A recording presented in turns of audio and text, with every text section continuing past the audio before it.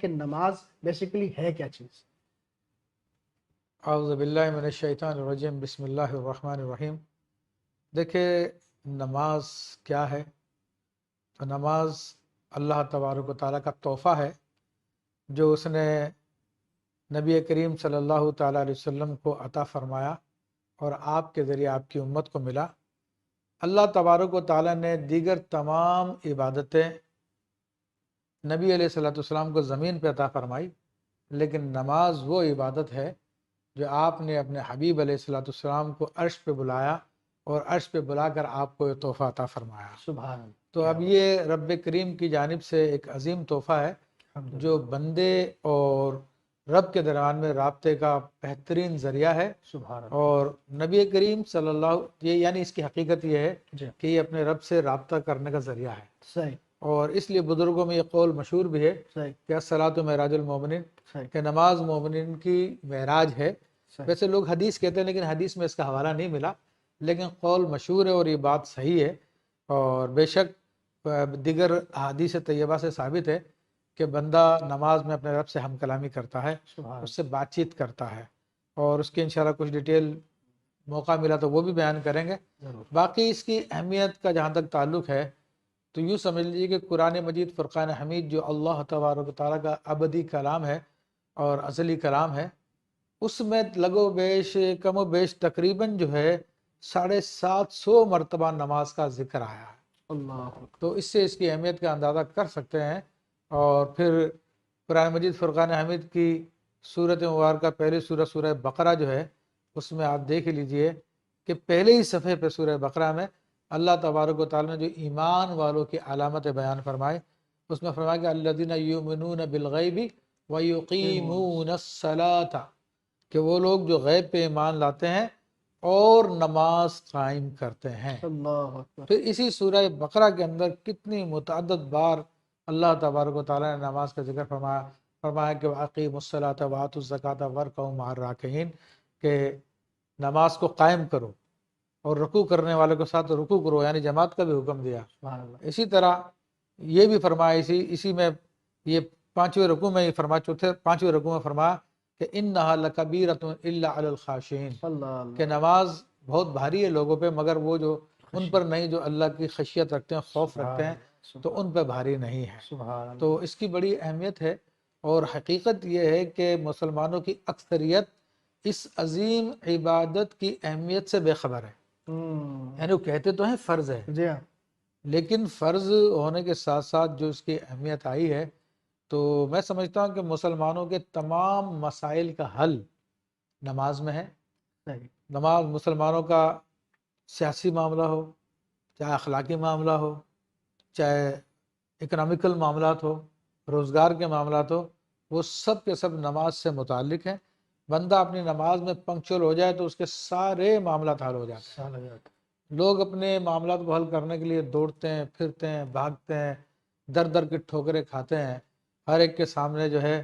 وہ جبہ سائی کرتے ہیں، ہر ایک کے سامنے لجاجت سے اپنے کام کے لیے کہتے ہیں، مگر وہ نماز کے جس میں اپنے رب کریم کو سجدہ کر کے اس کے سارے مسائل حل ہو جائیں، اس سے جو ہے روح گردانی کرتے ہیں۔ جس کو اقبال نے کہا، وہ ایک سجدہ جسے تو گراں سمجھتا ہے، ہزار سجدوں سے آدمی کو دیتا ہے نجات۔ تو یہ ایک ایسی عظیم عبادت ہے کہ بندہ اپنے رب کی بارگاہ میں جھک جائے اور نماز کی صورت میں، تو اللہ تبارک و تعالیٰ کے تمام معاملات کی کفالت کر لیتا ہے۔ سبحان اللہ، سبحان مطلب نماز کو ویسے فرض کیوں کیا گیا؟ اس کے پیچھے حکمت کیا ہے فرض کرنے کی؟ کہ آدمی صبح صبح اٹھے، رکعتیں ادا کرے ایک مخصوص طریقے سے، اور پھر ظہر میں، پھر عصر میں، اور وہ پھر سنتیں نوافل، یعنی کہ وہ اٹھ رہا ہے، بیٹھ رہا ہے، جھک رہا ہے، اس میں حکمت کیا ہے اس کے پیچھے؟ دیکھیں اسلام کی تمام عبادات میں ایک حکمت ہے صحیح جو نماز میں بھی بدرجہ اولا پائی جاتی ہے، صحیح، اور وہ ہے اللہ تعالیٰ کی عبادت، اللہ تعالیٰ کا عرفان۔ اور اللہ تبارک و تعالیٰ کا عرفان،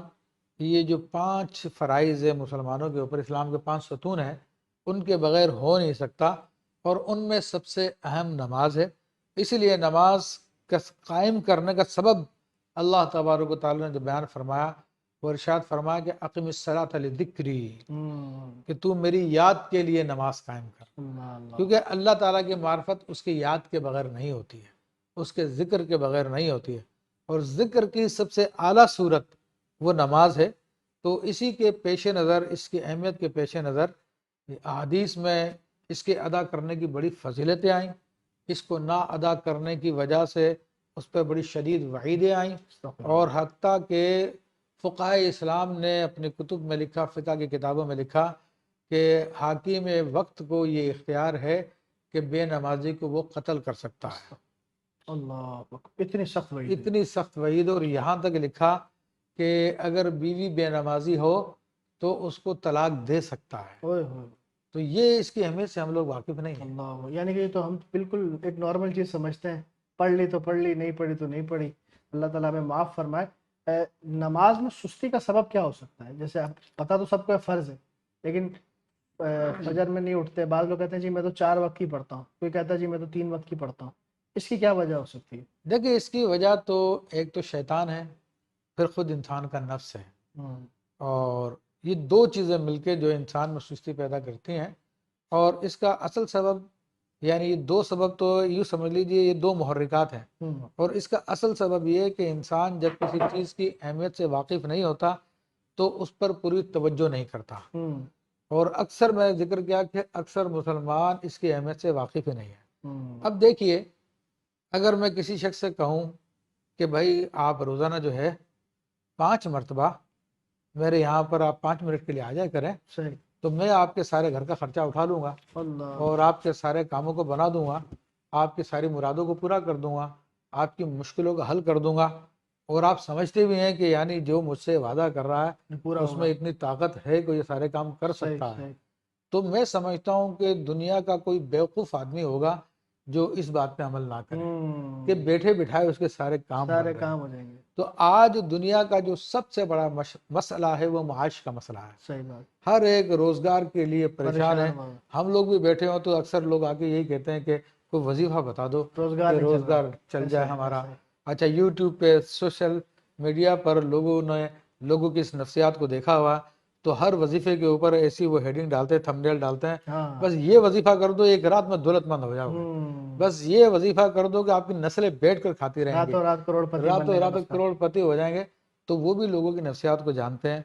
تو سب سے بڑا مسئلہ نماز کا ہے، اور سب سے بڑا مسئلہ روزگار کا ہے، اور نماز وہ چیز ہے جو آپ کے روزگار کی گارنٹی ہے،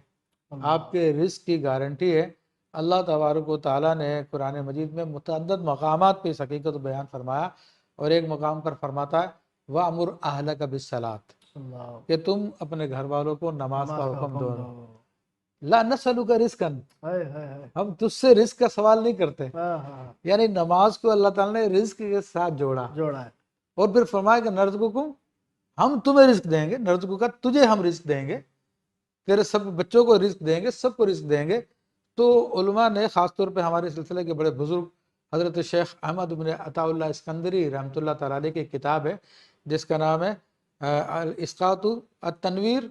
فی اسقاط التدبیر، تو اس کے اندر تقریباً 20-25 صفحات پہ آپ نے اسی بات پہ گفتگو فرمائی ہے کہ نماز کی انسان پابندی کر لے، اپنے گھر والوں کو حکم دینا شروع کر دے، پھر وہ رزق کے بارے میں بے فکر ہو جائے،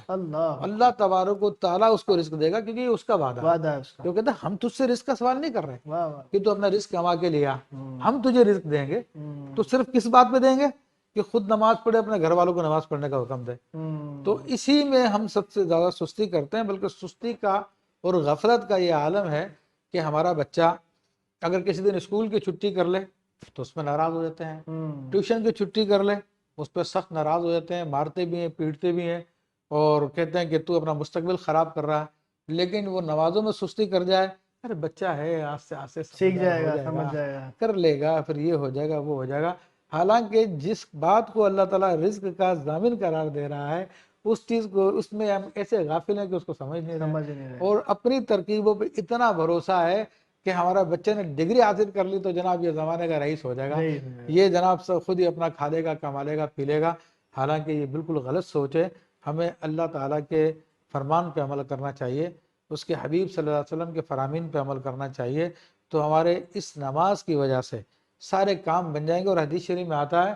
کہ جس کی ایک وقت کی نماز ضائع ہوگی گویا کہ اس کے مال و اولاد سب کچھ ضائع ہو گئے ہیں۔ اس کا اتنا بڑا نقصان ہو چکا ہے. اللہ اکبر.